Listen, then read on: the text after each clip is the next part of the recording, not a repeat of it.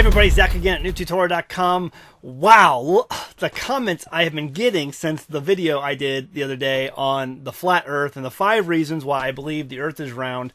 Wow, just some of the name calling that, you know, it was crazy. I'm obviously now I'm a paid, what did they say? I'm a paid globalist shill. And for some, I go to my mailbox this morning and there's no check there, so I don't know what's up with that. Maybe it's direct deposit, you know, when I get paid on that. So I don't know. But yeah, it's just, you know, I talked to Rob Skiba. I texted Rob Skiba before I did the video, and I let him know, say, listen, man, I know you're going down this road. I'm doing a video of what I think is wrong with it, and you know, just to let you know, I don't want you to take anything personally. I know you got some tough skin, so you know, I'm just gonna give you my point on that. And he said, yeah, no problem. He said he may do a rebuttal video. That's what he told me, and I said, sure, absolutely, of course, you know. Because it may require a response, and I'm like, yeah, absolutely. So, but you know, the people have just, there's been a lot of, you know, I guess it's a consolation. I have more thumbs up on my video than I do thumbs down, and so I'm cool with that. Anyway, but yeah, the people come out of the woodwork when you step on their sacred cows, and so wow. Anyway, so this is the video. 5 main Bible verses of why I believe, or 5 Bible verses that prove the earth is round. I'm going to go, and some of these verses are the same verses that they use to prove that the earth is flat. Okay, I'm just telling you right off the bat that that's some of the verses I'm going to be using, because I think you're interpreting these verses wrong. And people are like, all the Hebrews all throughout history always believed in a flat earth. And that's not true. I mean, it doesn't say that anywhere in the Bible. There's nowhere where you see Moses say, hey, the earth is flat. There's nowhere where you see Jeremiah or Ezekiel telling people the earth is flat. That's not what the Hebrews thought. That's maybe what you're reading into it because someone has told you that, or what you know, someone has put that thought in your mind and say, read the verse this way, and that somehow proves that the Hebrews thought the world was flat all along.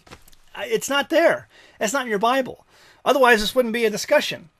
So obviously it's your interpretation that others disagree with. And here's the deal. People are going to disagree, and that's fine. We can still be friends. Some people don't want to be my friend no more. But, you know, I can be friends with you. There are people out there who will absolutely not talk to me because I'm a conjunctionist, and they're sliverist. But, you know, if that's what you choose to divide over, fine. I don't care. I'm not dividing from you, okay? If you're dividing from me, you know, that's your problem. But I'm not holding it against you because you believe something that I don't. So, you know, I've had really good conversations with other people about certain things that usually divide people, and we can still be friends. But others just, you know, you step on their sacred cows or something that they hold dear, and you disagree with them, and they want to, you know, you're a heretic. And obviously some people have taken that track. So anyway, the 5 verses, let's go ahead and get started. Then I got some bonus material for you. So let's go ahead and begin. 5 verses. First one, 1 Chronicles 16:30. Most of you flat earthers will know this one. Fear before him all the earth. The world also shall be stable, that it be not moved. This is one of the ones I hear all of the time that proves the earth is flat. And so, fear before him all the earth, the world shall be stable, that it be not moved. So the earth is firm and stable. I get it. But so they're saying it can't move it. Well, obviously we have earthquakes. We can experience, most of the people I think in my audience have probably experienced an earthquake. I have. And so obviously it moves. Obviously it's not, you know, is it talking about it never, you know, it's always stable? Talk to people in Nepal and see what they think about the earth being stable. Or in San Francisco. Is the earth stable? No, not exactly. So what is it saying in this verse? Could it be, let's just give you some other opportunities to interpret this verse in a different way. Could it be that the earth is firm and unmovable from its orbit around the sun? Let me ask you this. Has the earth ever left its orbit around the sun? Oh, I know. It's not going around the sun. The sun's going around the... Well, forget all that right now. But let's just say it's going around the sun. And is it ever left that orbit? Or if the sun is going around the earth, is it ever moved from that? No, it hasn't. It's stable. It doesn't move. So the earth is stable and unmovable in relation to us. You can believe in a globe earth and a round earth and have it still be stable and not moving. Let me explain.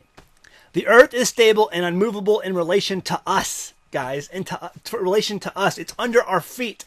There has never been a day where you don't have a place to stand on this earth. Do you? I was just standing on it a minute ago. The earth is firm and unmovable. It's stable. And let me give you another example. Have you ever taken a top, like you play dreidel with or whatever? Take a top and spin it. And if you spin it perfectly, it doesn't move. It spins in place and doesn't move. Over time, it encounters resistance and it falls over. But if it's powered by the Most High Creator of the universe, it's not. It's not gonna.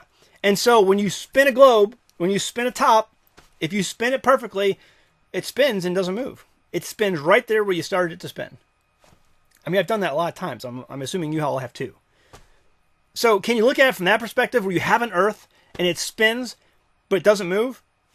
Why does that prove a flat earth? Why does that verse, the world shall also be stable, that it be not moved, prove a flat earth? It doesn't say anywhere in that verse that the earth is flat. You've interpreted it that way. So I'm interpreting it a different way. I'm interpreting it as being round.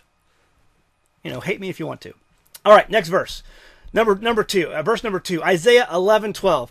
And he shall set up an ensign for the nations, and shall assemble the outcast of Israel, and gather together the dispersed of Judah from the four corners of the earth. And be like, see, there's no such four corners on a globe. There's no four corners on a globe. Well, last time I checked, there's no four corners on a sphere, on a flat earth, on a disc either. When you look at a disc, where are the four corners there? So people have interpreted this, that there's some sort of terrarium, and we'll get into more of this later, but there's a terrarium, and it's on a table, and the table has four corners, and in the middle is the flat earth. Okay, nowhere in Scripture does it say that. Nowhere in Scripture is it talking about there's some kind of terrarium, and I know you've interpreted other Scriptures to say that, but it's not, and there's four corners on that table. That's not what it's saying. It's saying the four corners of the earth. Folks, if you stand anywhere, and you look north, and you look south, and you look east, and you look west, that's four corners. That's the four corners it's talking about. North, south, east, and west. That's the four corners. I can prove it to you. Deuteronomy 22:12. Thou shalt make thee fringes upon the four corners of thy vesture, wherewith thou coverest thyself. Same Hebrew word for corners, folks. It's the same Hebrew word. It's kanaf. Kanaf is the Hebrew word. And it's the same verse, or same word being used in Deuteronomy 22:12. Four corners. Because no matter where you look on your body, there's a tassel there. And that tassel is there to remind you to keep the commandments. So you can't look one way and think, oh, I'm going to sin today, and I'm going to forget the commandments of God and not see a tassel on your body. It should remind you to keep the commandments of the Most High Creator. How does that say it's a flat earth? North, south, east, and west. You want four corners? North, south, east, and west. That's four corners. So all these verses you're pulling up that says the four corners of the earth, and you're using that to convey a flat earth idea. That's not what it's talking about. The four corners of the earth. North, south, east. Go back and look at all of the verses. Just do a Bible search on north, south, east, and west. And look at all of the times it's mentioned. The corners of the earth. That's the four corners of the earth. North, south, east, and west. It's not that hard. You shall not round the corners of your beard, of your heads. You shall not round the corners of your heads, neither shall you mar the corners of your beard. So it's a different Hebrew word, but still, my head is round, and my beard has corners, and my head has corners. So why can't it apply to a globe? Why can't that apply to a ball? My head has corners, obviously, and it's because that's what it's talking about there, and my beard has corners. My body has corners because I put tassels on the four corners of my body, of my clothes, to remind me to keep the commandments. It's the four corners, north, south, east, and west. No matter where I look, there's a tassel there reminding me to keep the commandments. Anyway, all right, on to the next one. Isaiah 66, verse 1. Verse number 3. Thus says the Lord, the heaven is my throne, and the earth is my footstool. Where is the house that ye built unto me, and where is the place of my rest? People are like, see, a footstool. A footstool is flat, Zach. A footstool is flat.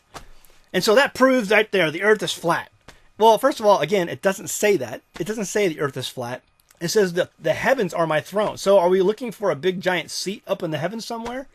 Is this what it's saying? Or could it possibly be that the Father is telling us, hey, I'm bigger than you. Where is the place of my rest? Where is the house that ye built unto me? I built all of this. you are my footstool. He's just saying he's bigger than you are, bigger than us. He's our creator. The creator is bigger than the creation. That's all it's saying. But some people have taken this verse to imply that the earth is flat for some crazy reason, and it doesn't say that. I don't know about you, but I mean, I think I'm slam dunking it here. What do you think? Thumbs up the video. Isaiah, because they're going to come out of the woodwork again. Isaiah 40:22. Next verse, verse number 4. It is he that sits upon the circle of the earth, and the inhabitants thereof are as grasshoppers, that stretcheth out the heavens as a curtain, and spreads them out as a tent to dwell in. So let me ask you this. It should be obvious, but I have to ask the question. He that sitteth upon the circle of the earth. Let me ask you, is a ball a circle? Yes. If you look at a ball, it's round, but it's also a circle. If you look at a ball and with a 2D perspective, looking at a ball, it's a circle. It's also a ball, but it's still a circle. It can still be for both. And they say, well, that's not the Hebrew word used there. Isaiah uses the word ball later on, and that means a ball. And this is a circle. And so that proves flat earth. Well, again, it doesn't say the earth is flat. It says the earth is a circle. It doesn't mean it's flat. A ball is still a circle. Come on. I mentioned I had a degree in 3D animation when I went to college in Orlando. And it was basically a geometry degree, is all a 3D animation degree is, a geometry. I know geometry. So, folks, a ball is still a circle. I know people, you guys are coming down on me because I'm laughing about all this and you think I'm making fun of you. I'm not making fun of you. I'm just like, look at it from a different perspective instead of what someone has told you to look at it from. You know, think out of the box for a second. Zach, that's what we're doing. We're thinking out of the box. All right, well then get back in the box and look at it from that perspective before you make a decision. A ball is a circle. I can't believe that anyone would say that it's not, but some are. Okay, keep on going. All right, my last verse. Verse number 5. Actually, it's 2 verses. Job 26, verse 7. He stretches out the north over the empty place and hangs the earth upon nothing. Full stop. He hangs the earth upon nothing. It doesn't say he sits the earth on a table. It doesn't say that he's got 4 table legs. Okay, and I know the foundation and pillars. Guys, the pillar and the foundation is underneath the earth itself, the terra firma you're standing on. That's where the foundation is. It's not a table leg. Okay, it's not talking about that. And you've insinuated that to mean that, but it's not what that means. I'm telling you, as a global earth believer, as crazy as it sounds, that the foundation and the pillars of the earth are underneath the ground you stand on. Because that's what he started with before he put everything else on the earth. So he stretches out the north over the empty place and hangs the earth upon nothing. So why is it that hard to believe that there's a round ball not being suspended by anything, spinning as a globe, as the earth is a spinning globe? Why is that a problem? It says when we were all celebrating Christmas back in the day, you know, before we figured out what that was all about, we used to hang these little ball, things on our tree, but we hung them there. Well, this is all saying that the ball, the globe, is not hanging by anything. And really, to me, that really kind of is the biggest round earth verse I got of all of them. And you can't use that verse to say the earth is flat, even though some have, because it doesn't say that. It doesn't say anywhere in that verse that the earth is flat. It just says it hangs upon nothing. I think it's a lot harder to hang a flat earth than it would be to hang a ball upon nothing. It's just a ball. It's sitting there in space. And, all right, verse 10. He hath compassed the waters with bounds until the day and night come to an end. You know how many pictures out there? I know the pictures are all fake, but go with me for a second. Because the pictures are all fake, and NASA's faked all the pictures, right? So let's just go with me for a second. How many pictures of Earth have you seen where the night stops and the day starts? All kinds of them, where you see the Earth in partial darkness and partial light. That's all that's saying, until the day and night come to an end. We have photographic evidence, if you can just believe for a second that some of these photos are real. I know NASA fakes all the photos. They're like any marketing for any company out there. They do marketing to make their stuff look good. When they put a picture of the Earth out there, yeah, they Photoshop stuff to make it look exactly the way they want so that they can promote NASA, because, here's like NASA's like any other government agency. They have to put out some stuff to make people want to keep funding them. And over again, year after year, Congress keeps defunding NASA. So again, never mind, that's a whole other rabbit trail. Why is Congress defunding NASA if their whole purpose is to keep up the globe conspiracy? But anyway, they're defunding NASA year after year. But, they're like any other company. They have to show something for all the work they do. And they Photoshop, they touch up some of their photos. Big deal. It doesn't mean all these people up in space are swimming in a swimming pool, like some of you guys are saying.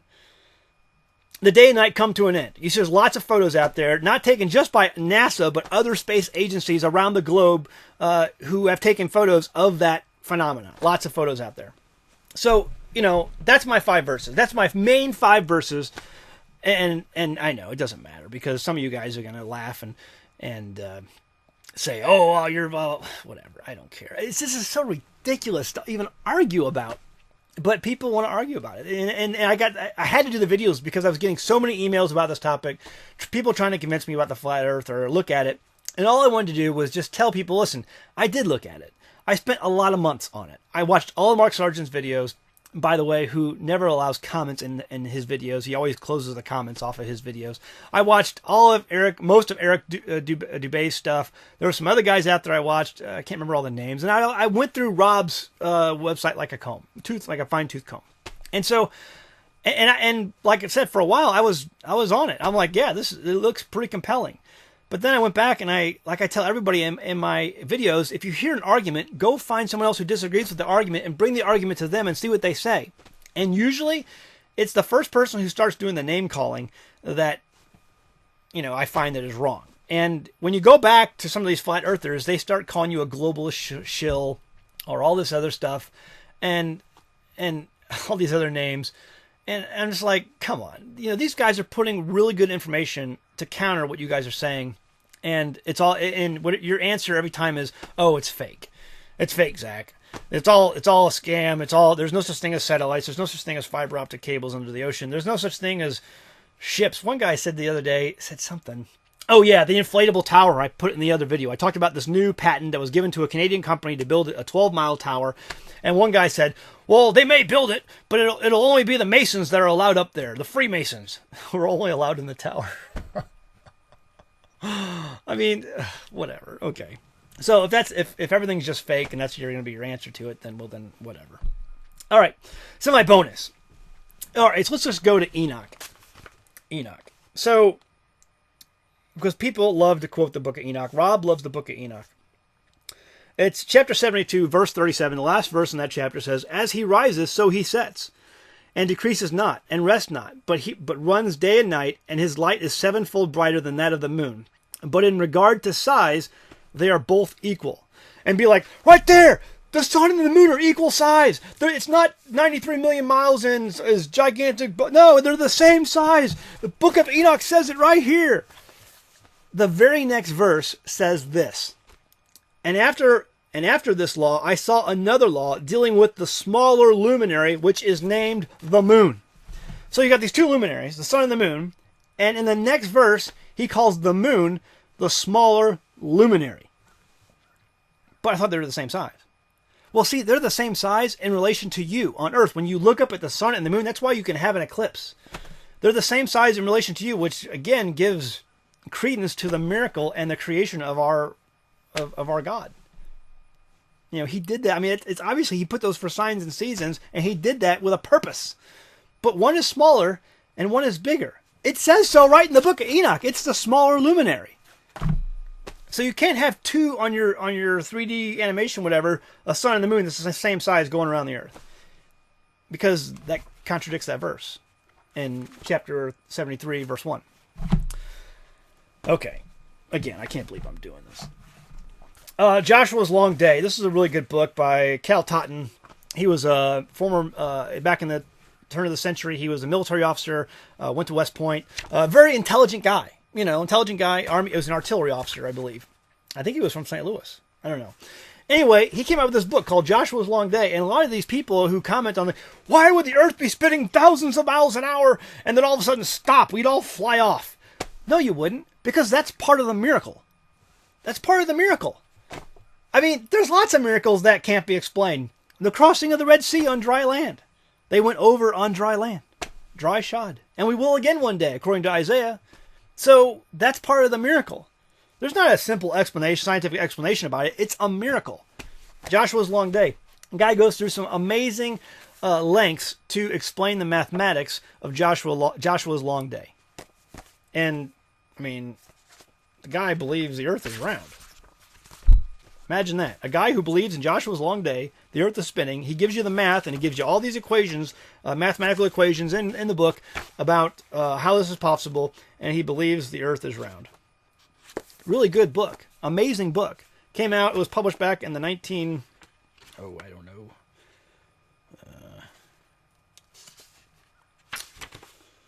Well, this one here is 1968, but it's a reprint, so I don't know. Anyway, good book. We'll look it up sometime and read it and just, put it in your library. And, if you think it's garbage, then fine, throw it away. But it's a good book and worth study. I studied it a number of years ago. Here's my bonus. When I consider thy heavens, the work of thy fingers, the moon and the stars which thou hast ordained. Psalms 8:3. If God created a Truman Show and we live on this terrarium on a tabletop, and really that's it, man. I'm picturing a giant mansion somewhere in the heavens, and in God's study, he's got this tabletop terrarium where he has this experiment called Earth. And I mean, is that what we're doing here? Is this all we have? Is this our God? Is that how big our God gets? We're just a terrarium, a Truman Show. But see, I read that verse, when I consider thy heavens, the work of thy fingers, the moon and the stars which thou hast ordained. It's David looking up and going, look at the expanse of the universe. Because they knew that these stars were, they knew parallax trigonometry. They could do all that stuff. These people were smart back then. This stuff is way out there, and it all moves, and it's gigantic, and there's galaxies, and it's all this stuff. And it's like he's considering the work of the Creator and going, wow, what is man that thou art mindful of him? What am I to you? You have created all of this, but you love me, and you're concerned with me? That, to me, is a big God, folks. That's a gigantic God. It's not a God who puts us in a terrarium and puts some star wallpaper on the top of the dome and has it move around. And no, it's like we are in wonder of his creation and how big it is. Because to me, I worship a gigantic God, a God who's much larger than the creation, much larger. And it makes more sense that this universe would be so vast and so hard to understand, because, it just tells of his glory. It tells of his magnificence. So I'm sorry that some of you guys think that I'm making fun of you or whatever, but I have a big God in my mind, and he does things on a big scale. He doesn't do things, he can stop the earth from spinning thousands of miles an hour and not ever have everybody fly off the planet, because he's God. Again, here's the deal, folks. I emailed Rob about this before I did the video the other day, and I told him I was doing it. I just didn't want him to be offended. I told him right up front I didn't want him to be offended or anything, but I'm coming out and giving people my opinion on it. If you disagree with my opinion, fine. I know he does. That's okay. I still love Rob Skiba. I love the work he has done when it comes to the Nephilim and exploring the book of Enoch and exploring Genesis and exploring some of these other books when it comes to the prophets and how the pyramids were made. This stuff is amazing. And we don't agree on everything. That's fine. But people are asking me what I think. I'm telling you what I think. And, you're coming down on me. Okay, great, fine. Whatever. I don't care. I'm not gonna lose sleep over tonight because you've unsubbed my channel or you think that I'm just a paid globalist shill.